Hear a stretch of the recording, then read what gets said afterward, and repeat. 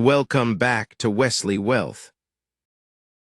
I am your host, Wesley, and today we are continuing our 7-part miniseries on the hidden laws of money.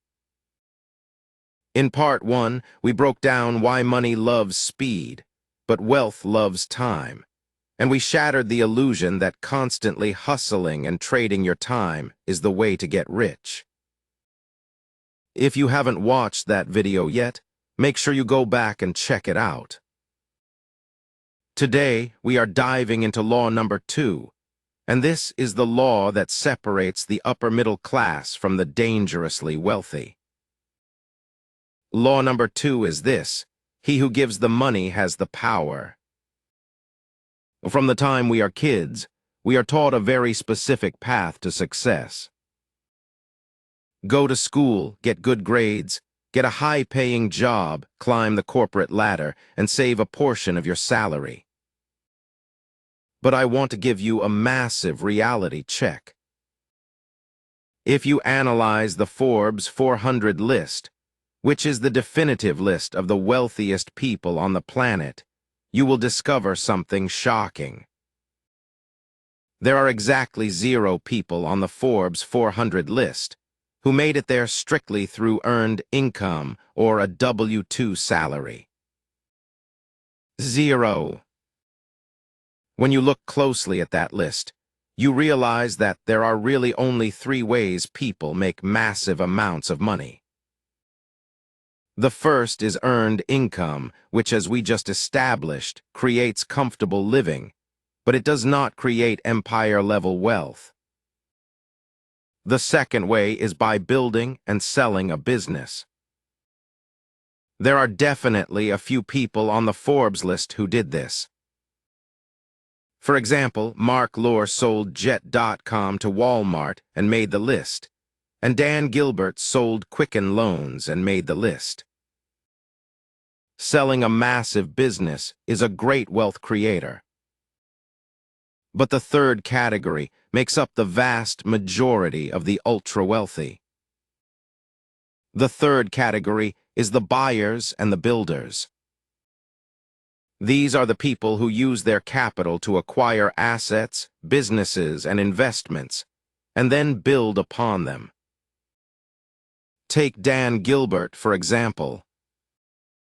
Yes, he sold Quicken Loans, but he actually bought it back, built it up even larger, and took it public again.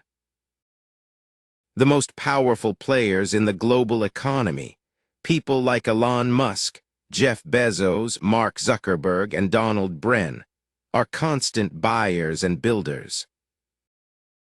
Massive wealth is created by buying and building because the person giving the money dictates the terms, controls the asset, and unlocks the true value. Let's look at how this plays out in the real world. Think about some of the biggest tech acquisitions in history. In 2012, Facebook bought Instagram for $1 billion. At the time, people thought Mark Zuckerberg was absolutely crazy for spending $1 billion on a photo-sharing app with barely any employees. Today, Instagram is worth over $45 billion. Google did the exact same thing when they bought YouTube for $1.6 billion. Today, YouTube is a core pillar of Google's entire business model and is the second most valuable search engine in the world. And recently, Elon Musk bought Twitter for $44 billion. They understand that he who gives the money has the power. This law is even more obvious when you look at sports franchises. In 2005, Henry Samueli gave $70 million to buy the Anaheim Ducks NHL team. Today, that franchise is worth over $1.6 billion. In the year 2000, Mark Cuban gave $285 million to buy the Dallas Mavericks.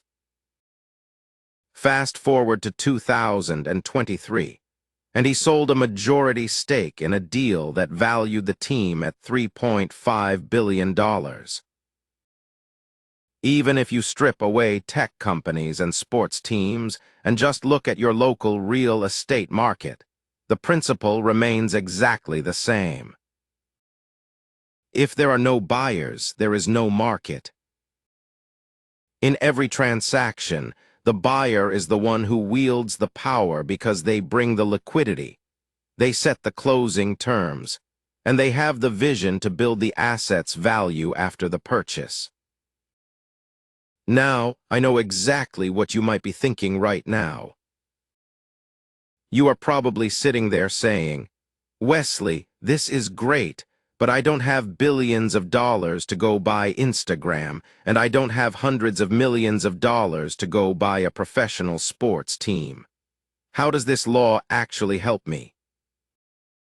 You do not need billions of dollars to start acting like a buyer and a builder. What you need is to adopt the strategy and the obsession of an acquirer. This mindset shift alone will create massive momentum in your financial life. To do this, you need a framework.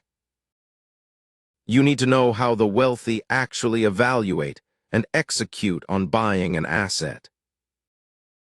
I call this framework the acquisition ladder, and it consists of 4 specific steps that you can use whether you are buying a $200 million company, a small local laundromat, a failing online business, or a duplex real estate property.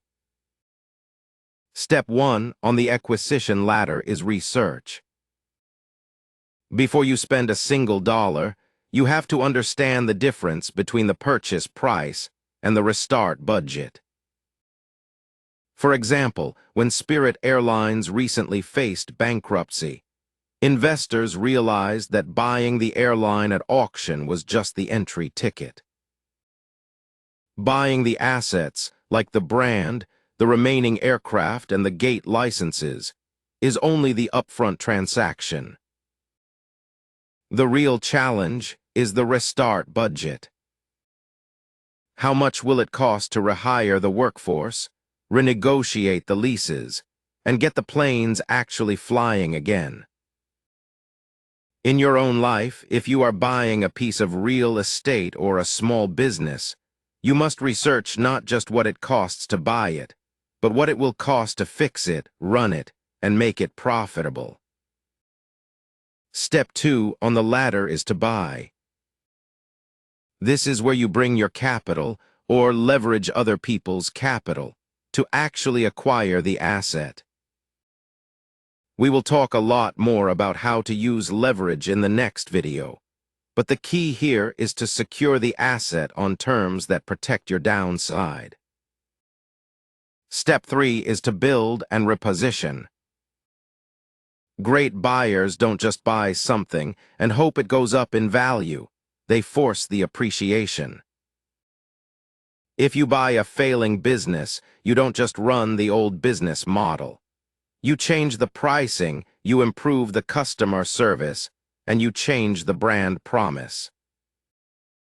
If you buy a neglected piece of real estate, you rehab it, increase the rents, and force the property value up. You build upon what you bought. Step 4 is to invest or syndicate. Once you have bought and repositioned the asset, you can bring in new investors, refinance to pull your initial capital back out, or scale the operation.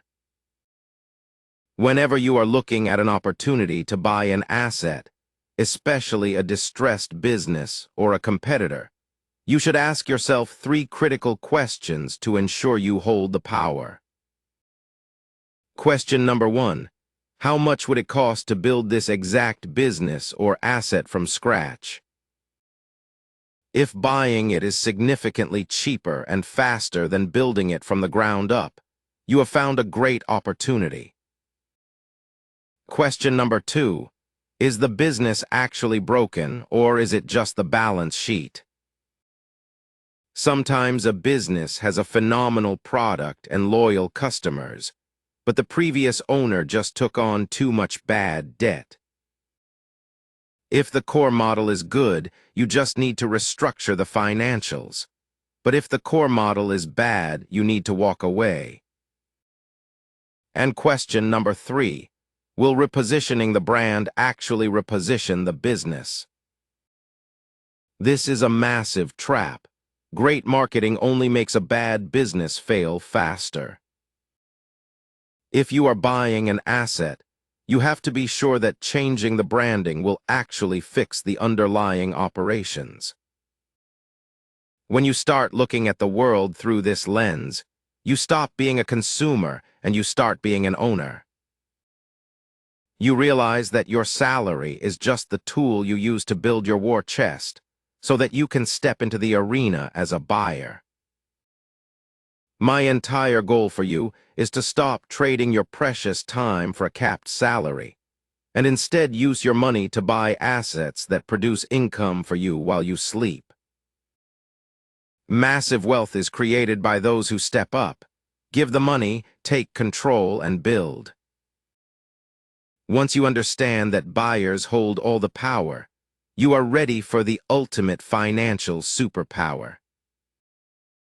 You see, the wealthy rarely use all of their own cash to buy these massive assets. They use a tool that completely magnifies their returns and provides massive tax advantages. That tool is leverage, and we are going to break down exactly how it works in part 3 of this series.